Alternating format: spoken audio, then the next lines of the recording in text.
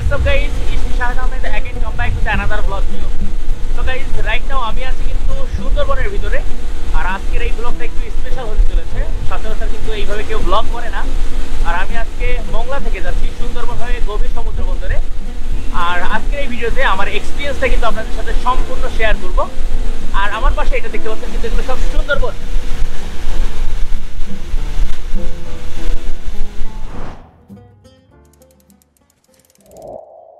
Good morning guys, এখন সকাল 7টা বাজে আর আমি আমার হোটেল থেকে অলরেডি চেক আউট করে চলে আসছি। তো আমার হোটেলের সামনে যে রোডটায় সেই রোডটা থেকে আমি এখন ফেরিঘাটের দিকে যাচ্ছি এক্স্যাক্টলি। আর উনি যতটুকু বললো ফেরিঘাটে আপনি চলে যান, ওখান থেকে এই বোট সার্ভে করমজলের উদ্দেশ্যে। তবে যেহেতু আমি একা আসছি সো এখান থেকে কিন্তু বোট রিজার্ভ করা ছাড়া কিন্তু যাওয়ার কোনো ওয়ে নাই। তো আমি এখন দেখি কোনো গ্রুপ পাই কিনা, সেই গ্রুপের সাথে আমি করমজল যাওয়ার ট্রাই করবো। আর এখানে রোডটা কিন্তু মোটামুটি খুব সুন্দর, আপনারা দেখুন।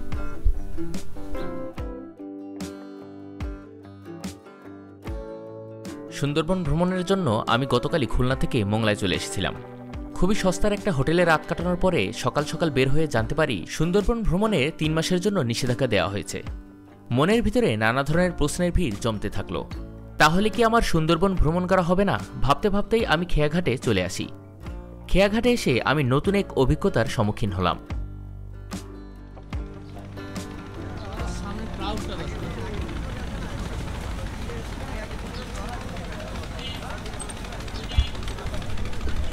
এইভাবে কিন্তু প্রতিদিন সকালে এত পরিমাণ লোকজন এখান থেকে খেয়া পার হয়ে ওপারে যায়, যেহেতু ওপারে কিন্তু প্রচুর কলকারখানা আছে আর এখানে কিন্তু পুরুষ মহিলা সবাই কিন্তু কাজ করে।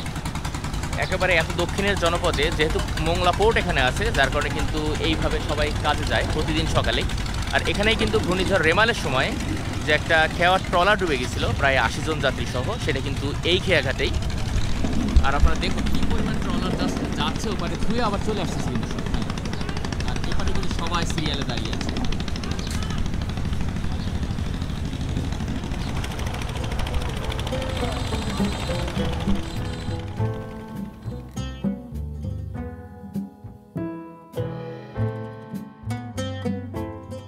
করমজলগামী বোটের ঘাটে এসে জানতে পারলাম আজ কোনো পর্যটক আসেনি এবং কোনো বোটও করমজল ছেড়ে যাবে না। অগত্যা আমিও নাসরবান্দা ফেরিঘাটে 1 ঘন্টা বসে আছি, যদি কোনোভাবে সুন্দরবন যেতে পারি। অবশেষে কোনো এক অজানা কোম্পানির ভাড়া করা স্পিড বোটে আমার কোনো রকমের সুন্দরবন ভ্রমণের ব্যবস্থা হয়ে গেল।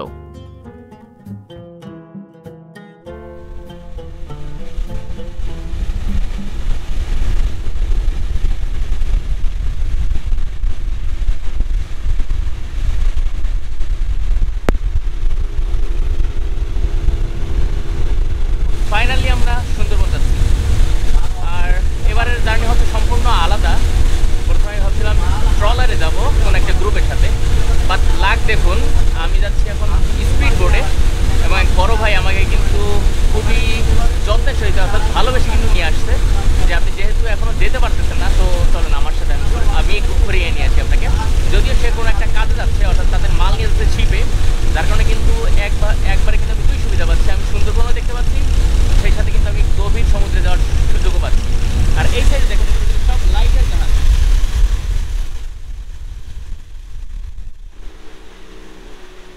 বোট ছাড়ার পরেই নজরে পড়ল সারি সারি ছোট বড় শিপ, সেই সাথে নদীর দুধারে ছোট ছোট জাল হাতে চিংড়ির রেণু সংগ্রহ করছে নদীপাড়ের লোকজন। একটু এগোতেই আমরা জড়িয়ে পড়লাম সুন্দরবনের মায়াবী আলিঙ্গনে।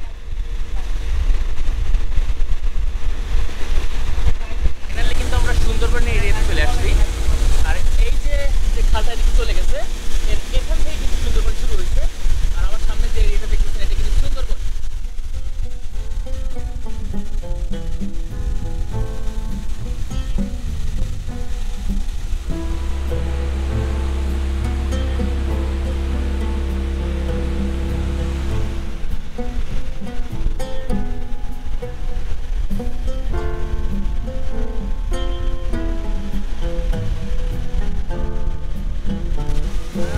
এই যে স্পটটা দেখতে পাচ্ছেন, এই যে পিছনে যে স্পটটা এটাই কিন্তু করমজল স্পট।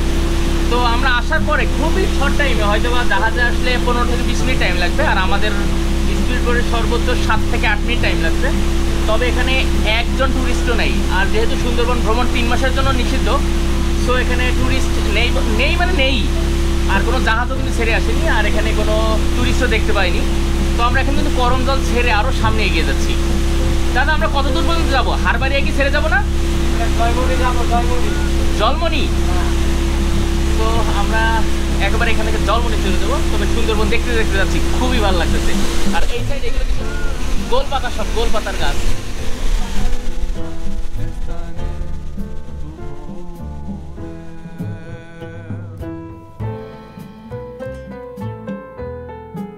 যেহেতু সুন্দরবন ভ্রমণে নিষেধাজ্ঞা চলছে, তাই আমাদের বোট কোনোভাবেই সুন্দরবন উপকূল টাচ করবে না। আমরা নদী থেকেই সুন্দরবনের সৌন্দর্য উপভোগ করতে করতে হারিয়াবাড়ি পয়েন্ট পর্যন্ত যাব। তো চলুন চলতে চলতে পশুর নদী এবং সুন্দরবনের মায়াবী ভয়ঙ্কর সুন্দর উপভোগ করা যাক।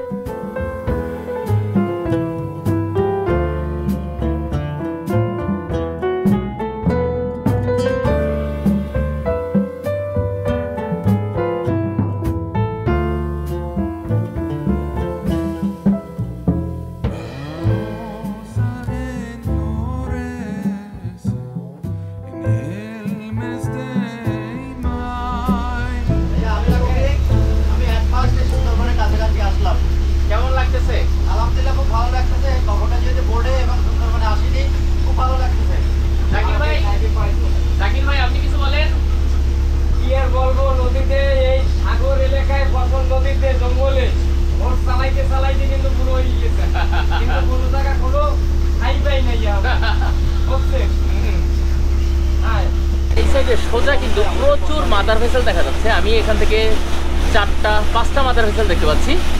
আর আমাদের মাদার ভেসেল কিন্তু যাচ্ছে এই সামনে। আপনার যদি দেখাই, এই যে সামনে যে মাদার ভেসেলটা দেখা যাচ্ছে, আমরা যাচ্ছি এইটাতে কিন্তু যাবো।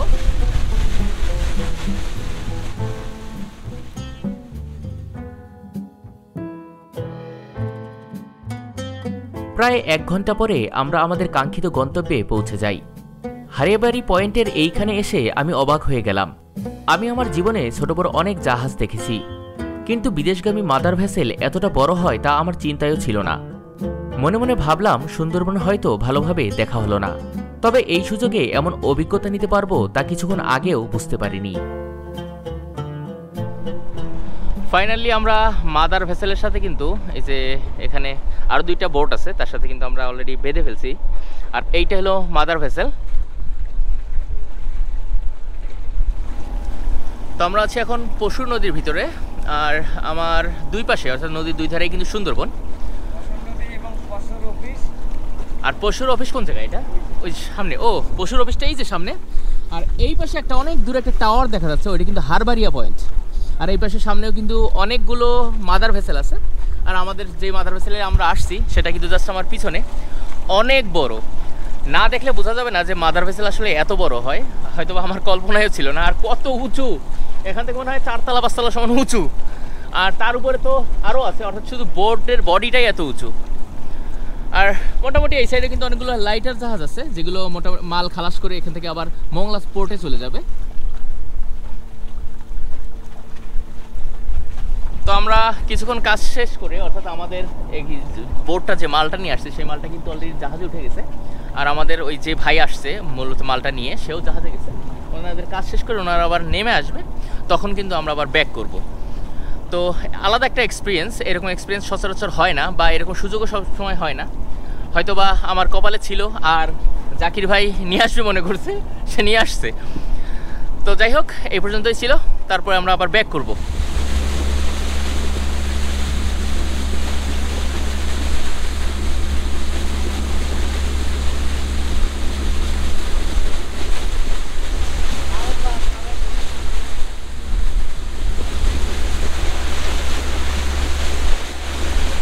সো ফাইনালি আমাদের সুন্দরবন ট্রিপ কমপ্লিট করে আমরা ব্যাক করছি। আর এখন আমরা মংলা ফেরিঘাটে আবার চলে আসছি। তো যাই হোক, আমাদের মোটামুটি ভ্রমণটা খুব মজারই ছিল।